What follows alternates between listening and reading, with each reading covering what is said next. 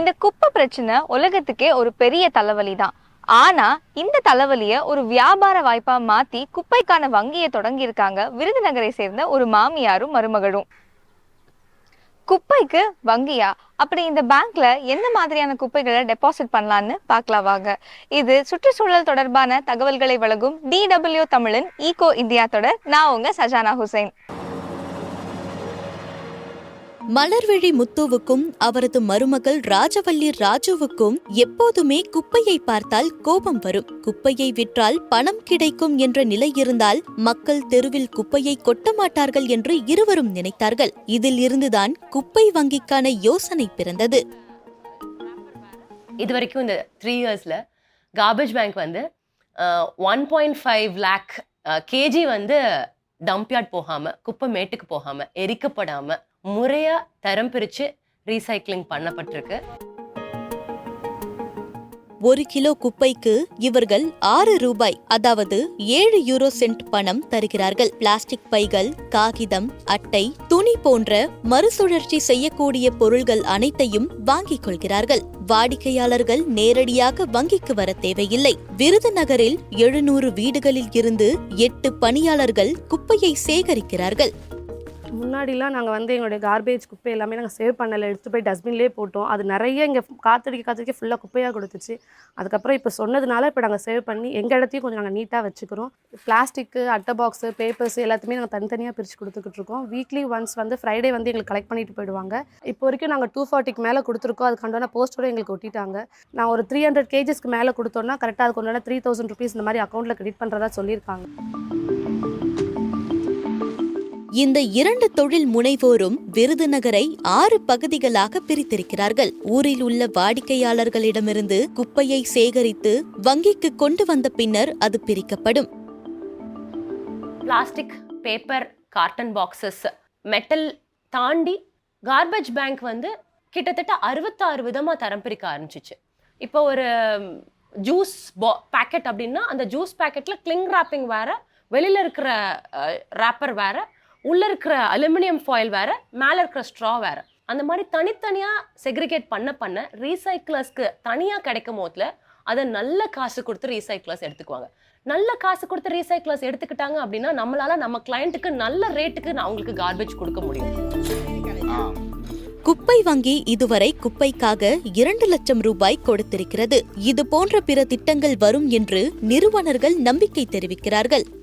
எங்களை பார்த்து இன்னும் நிறைய பேர் செய்ய ஆரம்பிக்கணும் அப்படின்றதான் ஒரு உண்மையான ஆசை.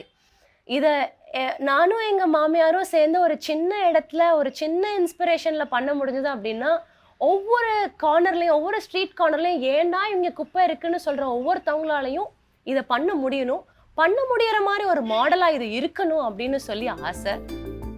குப்பை மறுசுழற்சி ஒரு லாபகரமான தொழில். குப்பைக்கு பணம் தரும் இந்த திட்டம் சூழலை பாதுகாப்பதோடு சுழற்சி பொருளாதாரத்திற்கும் பங்களிக்கிறது. இந்தியாவுடைய தேசிய விலங்கு புலி அப்படின்றத தவிர அதோட முக்கியத்துவமோ சிறப்பம்சமோ இல்ல அது ஏன் இவ்வளவு வேகமா அழிஞ்சிட்டு வருது அப்படின்றத பத்தியோ தெரிஞ்சுக்க நம்ம யாரும் விரும்புறது இல்ல. ஆனா புலிகள் இல்லாத காடு சீக்கிரமே சமநிலையை இழந்துரும். அப்படி சமநிலையை இழந்துட்டு வந்த மத்திய பிரதேச காடுகள்ல ஒரு மேஜிக் நடந்திருக்கு. அதுவும் அந்த பகுதி பழங்குடியின மக்கள் உதவியோட. அது என்ன மேஜிக்? வாங்க தெரிஞ்சுக்கலாம். மத்திய பிரதேசத்தில் உள்ள பெஞ்ச் புலிகள் காப்பகத்தில் இப்போது காலை 6 மணி. இந்த காட்டுப்பகுதியில் எங்கேயோ அந்த பெரும் பூனைகள் இருக்கின்றன.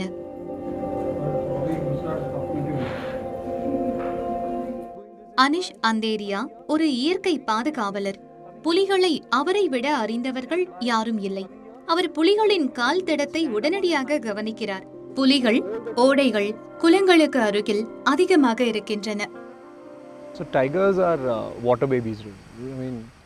புலிகள் நீர்நிலைகளை விரும்புகின்றன. அவை நிரந்தர நீர்நிலைகளை விட்டுவிட்டு தொலைவாக செல்வதில்லை. ஆகவே அவை காடுகளின் ஆரோக்கியத்தை சுட்டிக்காட்டக்கூடியவை. காடுகள் சீரழிந்து விட்டால் நிரந்தர நீர்நிலைகள் இருக்காது. ஓடைகள் வற்றி போய்விடும். இறை விலங்குகளின் அடர்த்தி குறையும். புலிகள் இருக்காது. புலிகளின் வாழிடத்தில் பெரும் பகுதி மனித செயல்பாடுகளால் அழிந்துவிட்டது. உலகில் உள்ள மொத்த வனப்புலிகளின் 3/4 பங்கு புலிகள் இந்தியாவில் இருக்கின்றன. ஆனால் 19ஆம் நூற்றாண்டில் 50,000 இருந்த புலிகளின் எண்ணிக்கை 1970களில் 300க்கும் குறைவானதாக குறைந்துவிட்டது. அந்த சூழலில் புலிகள் பாதுகாப்பு திட்டத்தை தொடங்கிய இந்திய அரசு பாதுகாக்கப்பட்ட பகுதிகளை உருவாக்கியது. புலிகள் பாதுகாப்பகங்களின் மத்தியில் உள்ள எல்லா பகுதிகளும் சரணாலயங்களாகவோ தேசிய பூங்காக்களாகவோ இருக்கும். ஆகவே சட்டப்படி அங்கு மனிதர்களின் செயல்பாடுகள் இருக்கக்கூடாது. ஆரம்ப கட்டத்தில் மக்களை வெளியேற்றினார்கள். அப்போது அதாவது 70களிலும் 80களிலும் மனித உரிமை மீறல் இருந்தது. இப்போது விஷயங்கள் மாறிவிட்டன. தங்களது மூதாதையர்கள் வாழ்ந்த வனப்பகுதிகளில் பழங்குடியினர் வசித்துக் கொள்ளலாம். அவர்கள் புலிகள் பாதுகாப்பு முயற்சிகளுக்கும் முக்கியமான ஒரு பங்களிப்பை செய்கிறார்கள். ஷிஷுபால் என்வாடி கோந்த் பழங்குடி இனத்தை சேர்ந்தவர். புலிகள் பாதுகாப்பகத்தில் உள்ள ஒரு கிராமத்தில் வசிக்கிறார். 2006ஆம் ஆண்டு முதல் வனத்துறை ஆணையத்தில் பணிபுரிந்து வருகிறார். ஒரு மாதத்திற்கு 12,000 ரூபாய் சம்பாதிக்கிறார், அதாவது 130 யூரோக்கள். மொத்த பகுதியிலும் ரோந்து சென்று புலிகள் மற்றும் புலி வாழிடங்களை பற்றி உள்ளூர் மக்களிடம் பேசுவது இவரது வேலை. முன்பு கிராமத்து மக்களுக்கு எதுவும் தெரியாது. சாம்பார் மான்கள் மற்றும் பிற விலங்குகள் உள்ளே வரக்கூடாது என்பதற்காக மின்சார வேலிகளை அமைப்பார்கள். இந்த வேலிகளில் புலிகள் மாட்டிக்கொள்ளும். இதனால் மோசமான விபத்துகள் ஏற்பட்டன. சில நேரம் பொறிகளை கூட அமைப்பார்கள். நீர்நிலைகளில் விஷம் கலப்பார்கள். புலிகளை வேட்டையாடி இருக்கிறார்கள்.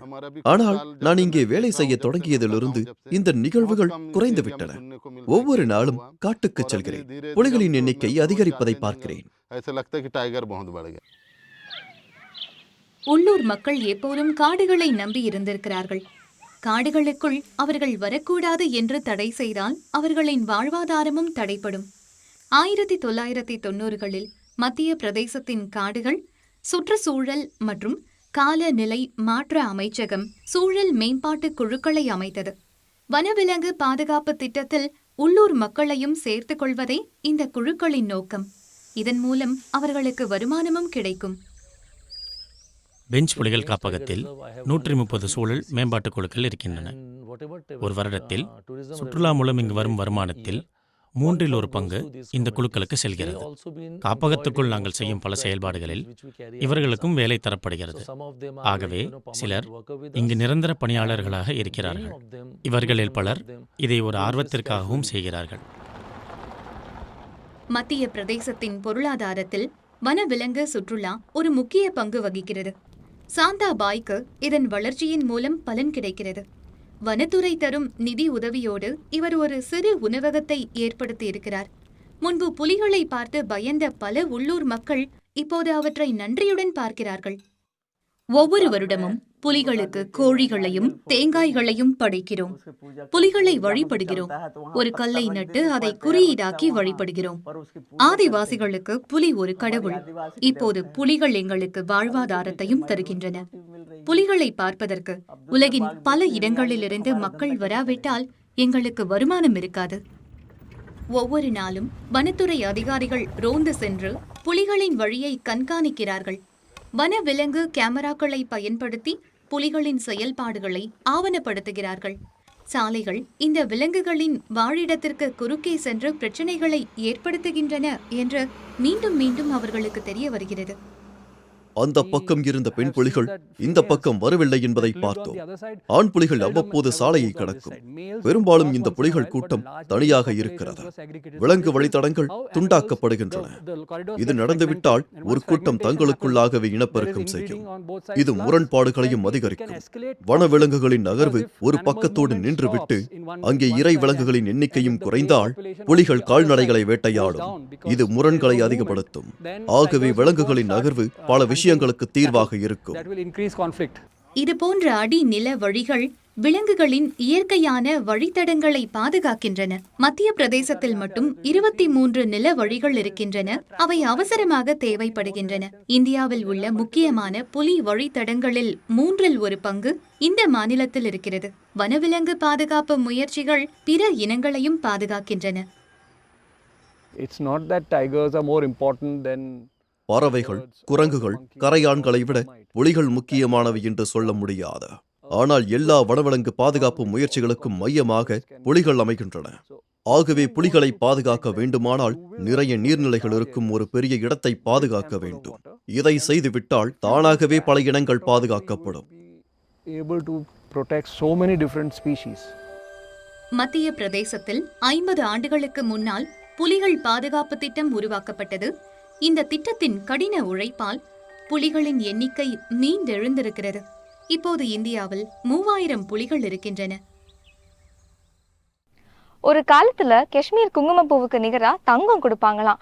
இப்ப கூட காஷ்மீர் குங்குமப்பூவோட டிமாண்ட் குறையல. ஆனா ஆண்டுதோறும் காஷ்மீர் குங்குமப்பூவோட உற்பத்தி குறைஞ்சிட்டே வர்றதாகவும், இப்படியே போனா இன்னும் சில காலத்துல காஷ்மீர் குங்குமப்பூ காணாமலே போகிறதுக்கு வாய்ப்பு இருப்பதாகவும் அங்க இருக்கிற விவசாயிகள் கவலை தெரிவிக்கிறாங்க. இதுக்கு என்ன காரணம்? வாங்க தெரிஞ்சுக்கலாம். பார்க்கும் இடமெல்லாம் பளிச்சென்ற ஊதா நிறம். காஷ்மீரின் குங்குமப்பூ நகரம் என்று அழைக்கப்படும் பூம்புகாருக்கு அருகில் இருக்கிறோம். இங்கு வசிக்கும் 30,000 குடும்பங்கள் குங்குமப்பூ வளர்ப்பின் மூலம் வருமானம் ஈட்டுகிறார்கள். இது பல தலைமுறைகளாக தொடரும் மரபு. ஃபெரோஸ் அகமதின் குடும்பத்தினர் இந்த தொழிலில் இருக்கிறார்கள். இலையுதிர் காலத்தில் இந்த பூக்கள் அறுவடை செய்யப்படும் போது அவரது இளைய மகள் உதவுவார். ஃபெரோஸும் தனது பெற்றோருக்கு உதவினார். ஆனால் கேசர் என்று அழைக்கப்படும் குங்குமப்பூவின் எதிர்காலத்தை பற்றி அவர் கவலைப்படுகிறார். 2002-2003 நிலவரப்படி ஒரு கனால் 0.12 ஏக்கர் நிலத்தில் 1 கிலோ குங்குமப்பூ கிடைக்கும். இப்போது 15 கனால் நிலம் இருந்தால்தான் 1 கிலோ குங்குமப்பூ கிடைக்கிறது. குங்குமப்பூ எவ்வளவு குறைந்திருக்கிறது என்று இதிலிருந்து தெரிந்து கொள்ளலாம். அதே அளவு குங்குமப்பூவை உற்பத்தி செய்ய அதிகமான நிலம் தேவைப்படுகிறது. ஸ்ரீநகரில் உள்ள இந்திய ஒருங்கிணைந்த மருத்துவ ஆய்வுக் கழகத்திலும் இது கவலையோடு கவனிக்கப்படுகிறது. ஆராய்ச்சியாளர் நஷிமான் அஷ்ரஃப் காஷ்மீரில் குங்குமப்பூவின் எதிர்காலத்தை உறுதி செய்ய உழைக்கிறார். இந்த மலைப்பகுதியில் குங்குமப்பூ என்பது கலாச்சார சொத்து மட்டுமல்ல, முக்கியமான வருமானமும் கூட. கடந்த 13 வருடங்களாக குங்குமப்பூ உயிரியலின் பல அம்சங்களை ஆராய்ந்து வருகிறேன். குங்குமப்பூ உற்பத்தி குறைந்ததற்கு 3 காரணங்கள் இருக்கின்றன என்று விவசாயிகள் சொல்கிறார்கள். முதலாவது, தரமான பயிர்கள் குறைந்திருக்கின்றன. இரண்டாவது, காம்ராட் நோய். மூன்றாவது, நீர்ப்பாசன வசதிகள் இல்லாமை. 10 ஆண்டுகளுக்கு முன்பு இவர் ஒரு பெரிய மரபணு தகவல் சேகரிப்பை உருவாக்கினார். குங்குமப்பூவின் 60,000 மரபணு தொகுப்புகளின் விவரங்கள் இதில் உள்ளன. காலநிலை மாற்றத்தால் வரும் புதிய மாற்றங்களை தாங்கக்கூடிய குங்குமப்பூ இனத்தை உருவாக்குவதே நோக்கம். நாங்கள் சில மரபணுக்களை கண்டறிந்திருக்கிறோம். மேம்படுத்தப்பட்ட குங்குமப்பூ ரகத்தை உருவாக்கும் பணியில் இருக்கிறோம். இந்த ரகம் வறட்சி, காம்ராட் நோய், பிற பிரச்சனைகள் போன்றவற்றை தாங்கக்கூடியது. உலகில் அதிகமாக குங்குமப்பூ உற்பத்தி செய்யும் நாடுகளில் இந்தியா 2வது இடத்தில் இருக்கிறது. மனமூட்டியாக இருக்கும் மகரந்த தாளை பிரிக்க திறன் தேவை. 1 கிலோ குங்குமப்பூ வேண்டுமானால் 2 முதல் 3 லட்சம் பூக்களை சேகரிக்க வேண்டும். இதனால்தான் கிலோவுக்கு 2000 யூரோக்கள் வீதம் இது விலை உயர்ந்ததாக இருக்கிறது. நஷிமான் அஷ்ரஃப் வடக்கு காஷ்மீரில் உள்ள யாரிகா டாங் மாராவுக்கு செல்கிறார். இங்கு விளைவிக்கப்படும் பூக்கள் காலநிலை மாற்றத்தை தாங்குவதற்காக இவரது ஆய்வு குழுவினர் உருவாக்கிய ரகத்தை சேர்ந்தவை. இவை திடீர் மழையையும் நீண்ட வறட்சியையும் தாக்குப்பிடித்தாக வேண்டும். இவை காம்ராட் நோயையும் எதிர்க்கக்கூடியவையாக இருக்க வேண்டும். எல்லா மாவட்டங்களிலும் நம்மால் குங்குமப்பூவை விளைவிக்க முடியும். ஆனால் இதை விரிவுபடுத்த விரும்பினோம். இங்கு உள்ள பூக்களை சேகரித்து ஜம்முவில் உள்ள தர சோதனை பிரிவில் அவற்றை பரிசோதிக்க போகிறோம். வழக்கமாக குங்குமப்பூவில் இருக்கும் வேதிப்பொருட்கள் இவற்றில் இருக்கின்றனவா என்று பார்க்க போகிறோம். இங்கு நீண்ட காலமாக குங்குமப்பூ வளரவில்லை. ஆனால் காலநிலையை தாங்கக்கூடிய ரகம் செழிக்கிறது. சமீபத்தில் வந்த மழை இந்த செடிகளை பாதிக்கவில்லை. இவற்றை நோயும் தாக்கவில்லை. சோதனை களத்தில் இருக்கும் ஊழியர்கள் கூட இதை பார்த்து ஆச்சரியப்படுகிறார்கள்.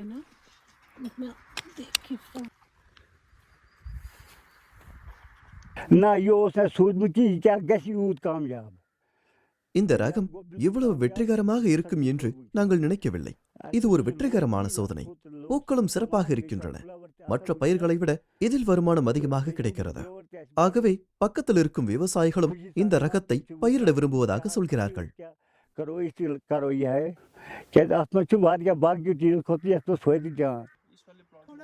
நஷிமான் அஷ்ரஃபுக்கு இது ஒரு நல்ல செய்தி. அடுத்த பருவ காலத்தில் இன்னும் அதிகமான சோதனை களங்கள் உருவாக்கப்படும். இது காஷ்மீர் பள்ளத்தாக்கின் மரபான பயிர். ஆகவே இந்த பயிரை இழக்க முடியாது. இதை பாதுகாக்க எல்லா முயற்சிகளையும் செய்திருக்கிறோம்.